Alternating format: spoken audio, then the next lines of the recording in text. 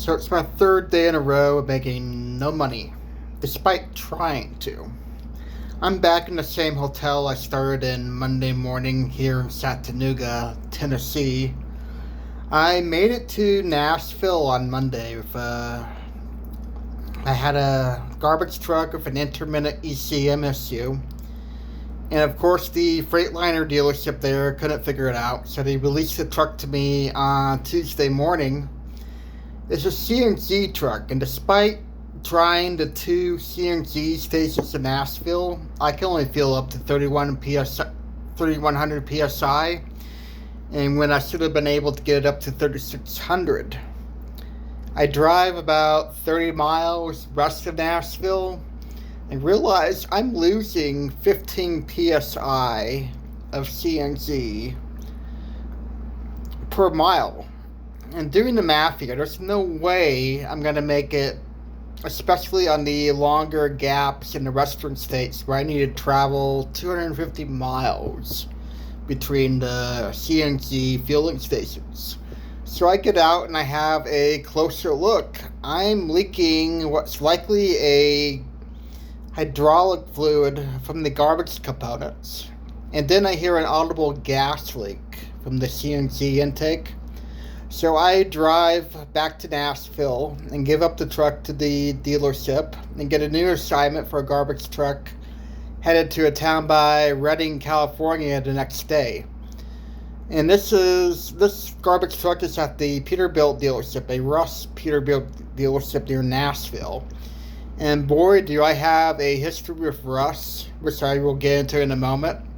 But first of all, since it is at a dealership, I obviously had problems before, but the service advisor, she wouldn't give me any information. She claimed she didn't have the file handy. Okay, so I go out and look at the truck. I mean, the cab is pretty dirty and trashy. There's only about 300 miles on the odometer. I don't know what the driver did, but it's pretty trashy for being only 300 miles. But I find another leak in the garbage system hydraulics. I mean, it's a pretty big leak right above the rear tires. So I reject it. I'm not going to take it. I go back to the same clerk, and it says there wasn't a hydraulic leak. It was a steering fluid leak. So she knew all along there was something wrong with it, and she didn't tell me about it. So I just give up on the truck. I mean, I'm not going to take a risk on something going all the way to California. So if there's probably just going to be a few hundred miles, I probably wouldn't care. But since it was Russ, let me get into my history and why I hate Russ Truck Center so much. They are probably the largest Peterbilt dealership in the country. But way back in 2014 or so, when I was a newbie owner-operator, I had at least a Peterbilt 587 from Swift. Yeah, Swift. We all got to start somewhere, right? But being my stupid newbie self, I managed to spend $500 on a fuse at a Russ dealership. That would have cost 50 cents at Walmart. Oh, they sure got me good. I made many mistakes at the start of my owner-op career that I would not make now. I mean, the first time I started it, the battery was dead. That should have been my first indication to stay away. You know, much like this hydraulic leak today. I mean, when somebody is trying to sell you a vehicle or lease you a vehicle, there's one thing wrong with it.